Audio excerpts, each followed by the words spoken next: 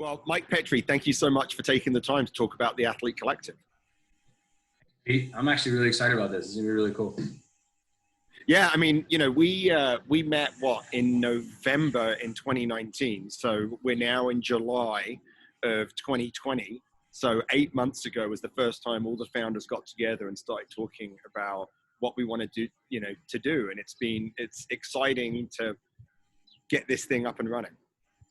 Yeah, I mean, it's been an intentional process, which has explained kind of the time that we've taken to do this, because I think that, all the people that are involved, we really want to make sure that what we're doing is done right and done well, so that, we cater to our mission to best serve the athletes that we want to work with. So I think that, it's been a couple months coming, but it's exciting that we've been able to get it off the ground so quickly, sort of too. Now we've known each other for a long time. We first met when you were a freshman at Penn State, not your first semester, because you took a little detour to Villanova, but your second semester when you came to Penn State. And talk a little bit about that decision that you had to make, because those are some of the decisions that we want to help athletes make on their journey in rugby. So talk a little bit about why you went to Villanova and then why you went to Penn State. Right. This is different the archives. This is a long time ago, right?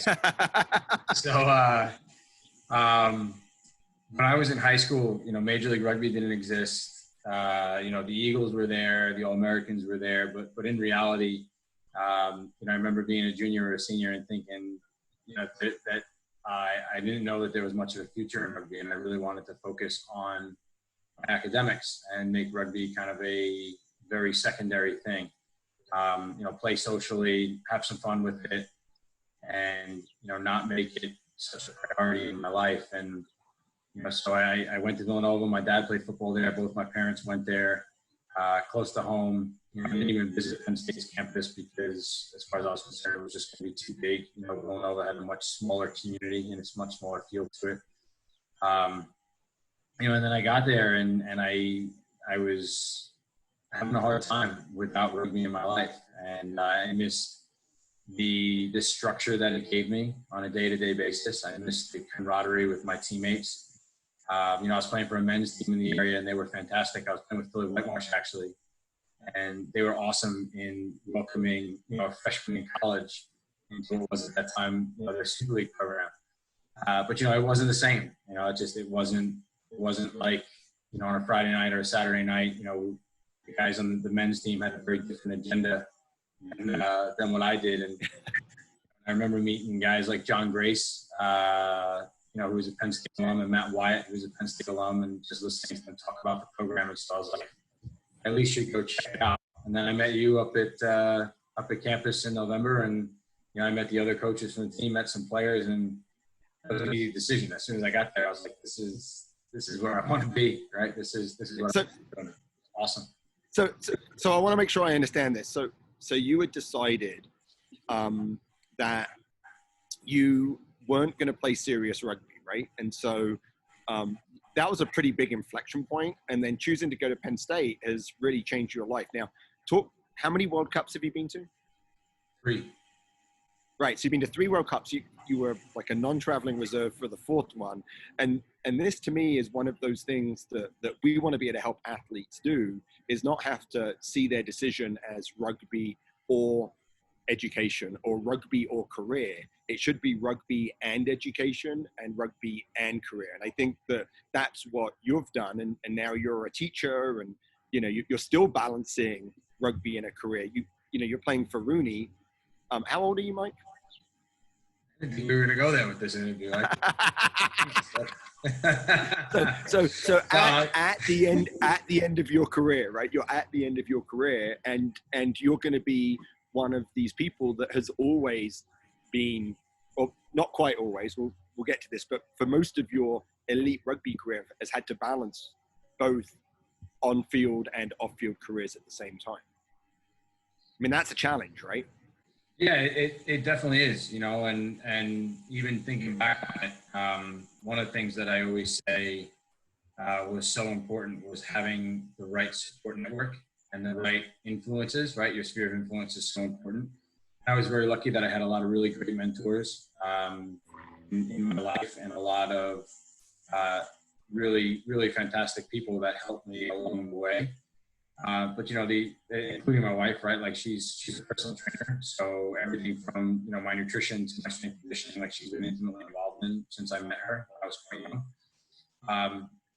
But not everybody has those same luxuries and that same intimate community that they can lean on when they need to. And so part of what I was so excited about when you brought this to me was this idea that like we hopefully can provide that to people, right? Like that's the goal, is we can provide that sphere of influence that can give them that guidance, that structure, because like you said, two things go hand in hand, right? Rugby and life go hand in hand. So rugby helps to make me, maybe a better student, makes me a better person, it makes me a better teacher, it makes me a better parent.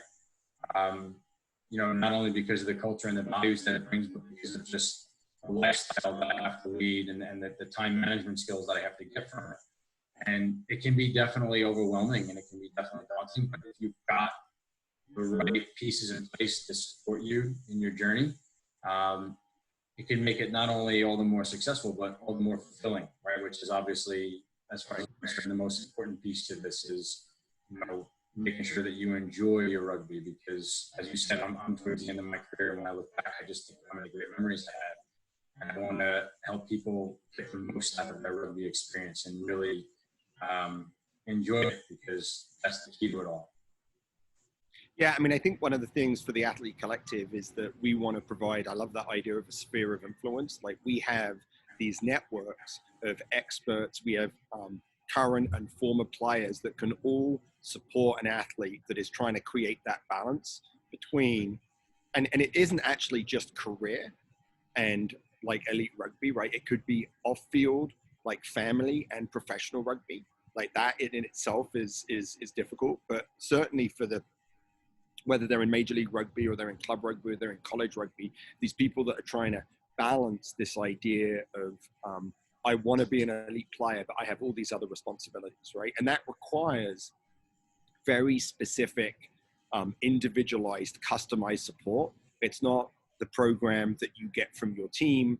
It's not like general nutrition.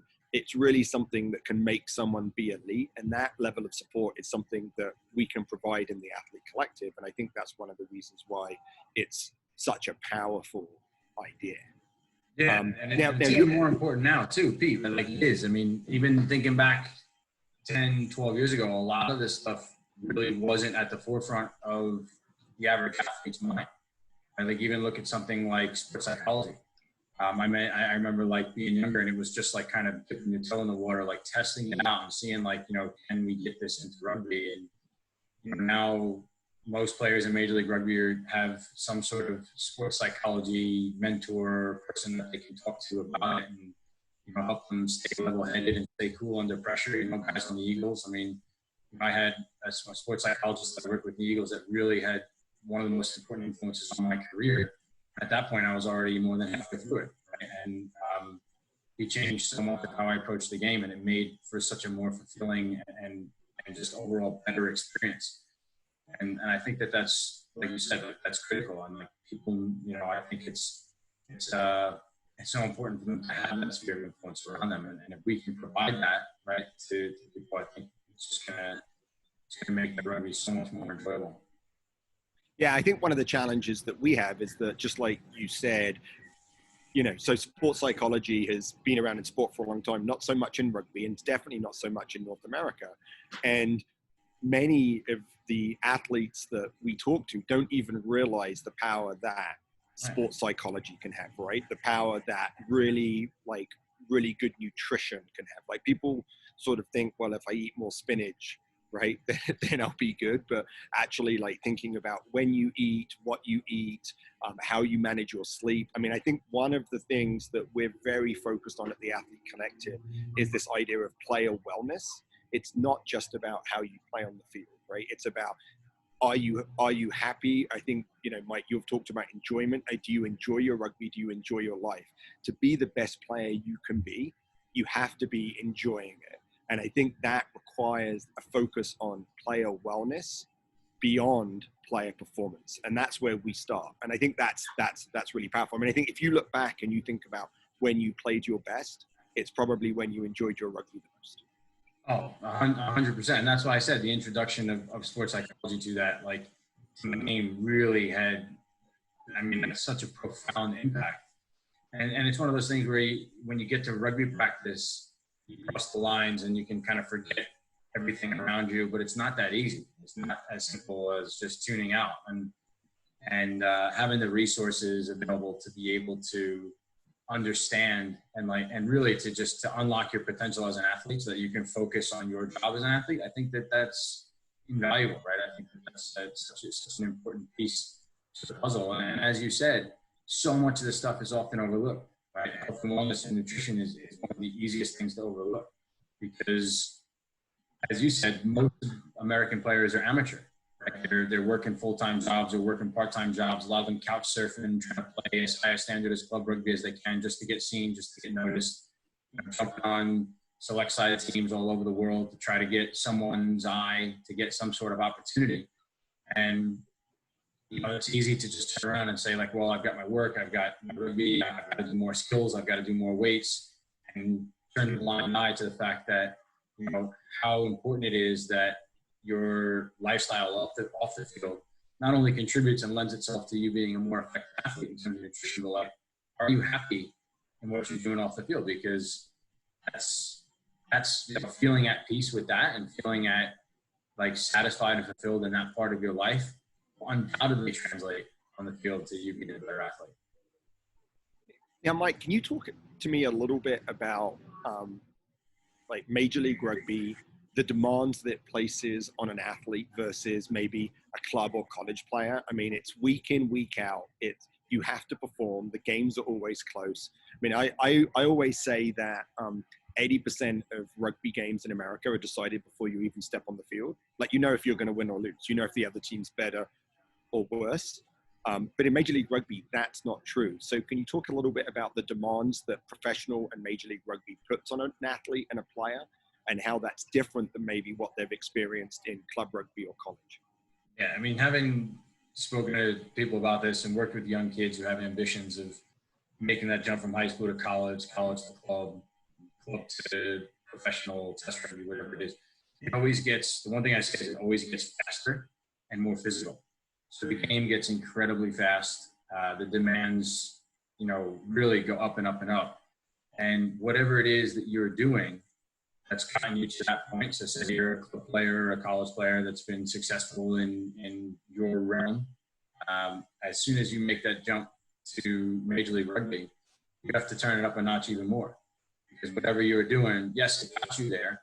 But as soon as you start to rest on your laurels, so to speak, and you rest on what you already know, is the moment that you start to feel like you're out of your element a little bit. You've got to always be looking for that opportunity to give yourself an edge over the opposition. Because like you said, when you get to this level, everybody can run, everybody can kick, everybody can pass, everybody's fit, everybody's strong, right? You're no longer the all-star on your team. You're part of a group of people that all have similar talents, similar attributes, similar drive, similar ambition.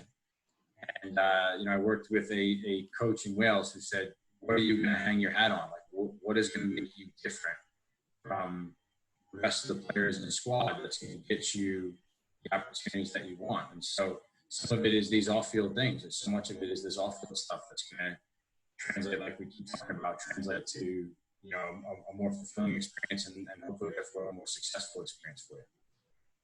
Yeah, I think that's right. I mean, as a coach, when I think about selection and I think about this idea of like the consistency that you have to bring, like you have to be great every week, right? You can't just be great for the important games. All the games are important.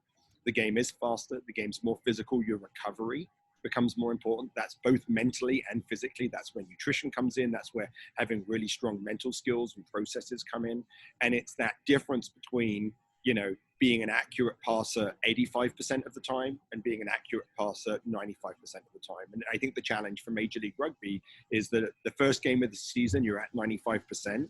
But if you don't look after yourself throughout the season, your passing accuracy will diminish. Both mentally, you'll get tired. Physically, you'll get tired. You won't recover. And it's when you're making selection, you're looking for the player that can consistently perform the way you need to perform to be successful. And I think that's where all of these off-field processes come together.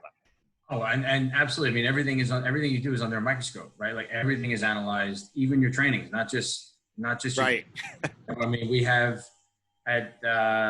we have drones at practice that are constantly Right. reviewed and looked at and analyzed in terms of, are you putting the work in? We're wearing GPS bras at every session. Everything that we do is immediately sent out to us as soon as the session is over, so that not only can you look at your own stats, but you see how you compare against your teammates, right? So when competition for places is up, it's pretty black and white as to who's putting work in, because you can see it in the GPS, you can see it in the footage from the drones, and sometimes that can be a little bit overwhelming, right? Especially if you're coming from a college program where the best you get is someone filming an iPhone from the sideline of your game against the university down the road, right? Like it's a totally different experience, and it can definitely be overwhelming. And if you don't have the right structure in your life as an athlete, it can be a very difficult transition to make. So the idea is, if we can help make it a little bit more seamless and help provide the tools to overcome some of those hurdles, I think that makes a world of difference. And let's be honest, like if you're a college player that wants to play in Major League Rugby, you're already you're probably the best athlete on the field, or one of the top 2 or 3. You don't actually have to try that hard to be good, right? Like you just have to be athletic. And I think the big difference here, you're absolutely right, is this idea of everything being measured. I mean, at the Athlete Collective, we offer, for those players that want to be at the professional level, we provide them with detailed performance analytics. Right? We can break down their game. We can provide them feedback. We will score their skills. Like we'll tell them how good a passer they are, because that's what they need to do if they want to play in the league. Right? And I think that it's probably one of the things, Mike, that has given you your longevity as a scrum half. I mean, I remember back when you were a freshman in a place called Haluba Hall at Penn State, which is like the indoor practice facility, and you were always there early passing. And if you're a scrum half, passing is the one thing that you have to do well. It doesn't matter. You can be a great kicker and a great runner, but if you can't pass, your team can't play. Can you talk a little bit about how you've been able to be so good for so long? I mean, I think that, you've probably been thinking about retirement the last couple of years, right? But like the fact that Gary Gold was considering you for the World Cup, for your 4th World Cup, like what have you done to be a consistent scrum half that has allowed you for over, I don't know how many Eagle coaches you've played for, 5, 6, like they all select you. So what is it that makes you really good as a scrum? Probably luck, right? But by the way, it's definitely not luck, because I've seen you practice, right? I think that, I mean, I like Troy Hall, our director of high performance, says, what you do off the field is what you will be on the field. And off the field, you've always been a professional, even if you haven't been paid. And so I don't think it's luck, but there is something about what you have molded yourself into in a scrum half that allows you to be really effective and to consistently be selected. Yeah, I mean, it's probably one of those things where it's like the harder you work, the luckier you get, right? And so for me, as I said earlier, it's been about being intentional with what I've done throughout my career and being surrounded by the right people. I really can say with confidence that so much of what I've been able to do is attributed to the people that I've been around, whether it's my teammates at Penn State, my teammates back at Xavier, even, who were there when I first started getting involved with the national team. My teammates at Belmont Shore when I spent the season there, playing around Mike Curtis when he was the Eagles 10. I mean, you can't ask for anything better than that when you're 22 years old, just out of college. And then coming back to New York and playing at the AC, being around Tolks and Bruce, and some of the athletes that were there, like Christian Mayo, Luke Milton, guys that bring a wealth of knowledge and experience just to be able to pick their brain and train with them. It's really been, for me, about the people around me that have made such an impact on me over the years. And to be honest, it's just been, I love it, right? Like I really enjoy the game. I love playing. I love training for it. I love the challenge of it. I love the lifestyle that comes along with it. And so that sort of kept me ticking for all these years. And, there was that period of time where I kind of stepped away after 2015, after that World Cup in England. And I think I was, I chat with Coach Tolkien about this actually, and chat with my wife about it. I think I was just exhausted, right? Like from those years of just, like you said, just being relentless with my intent and my pursuit of my goals. And I kind of need a break. I wanted to spend time with my kids. I wanted to spend time with my wife. And then I did, and I just realized how much I missed the game and how much I love it. So at this point, I'm just hanging on for dear life. just just trying to make the most of it, and really, really enjoy my experience these last few years. And now being in a position where, I can get involved in something like this, where I have an opportunity to help some of the younger kids that are coming through, and even some that are a little bit older that are looking to make, the sort of Philadelphia Eagles invincible movie sort of push into professional rugby at like 31 years of age, right? Like, it's never too late, and if you've got the right structure in place, who knows? It's worth a shot. And if anything I can do to help get back to that, that's why I was so psyched when you told me about this and to get a game my way. And I love, Mike, the way you talked about like the impact of teammates, because at the Athlete Collective, that's really what we have. I mean, we have some of the top players in the league. We have some rising stars. And if you're a member of the Athlete Collective, you get those guys as your teammates, right? You get the opportunity to be with some of these really great players and to get the support that you need. Yeah, I mean, the experience you have like with guys that, or girls, right? Like whoever you are, just to be around some of these people and have the opportunity to talk with them and see how they operate and really just kind of study them, right? I mean, I can think back to so many times where I've taken so much away from just watching how somebody carries himself and how they operate, and and that kind of stuff has had such an impact on me. Something that I did leave out was when I was at Sale for a period of time.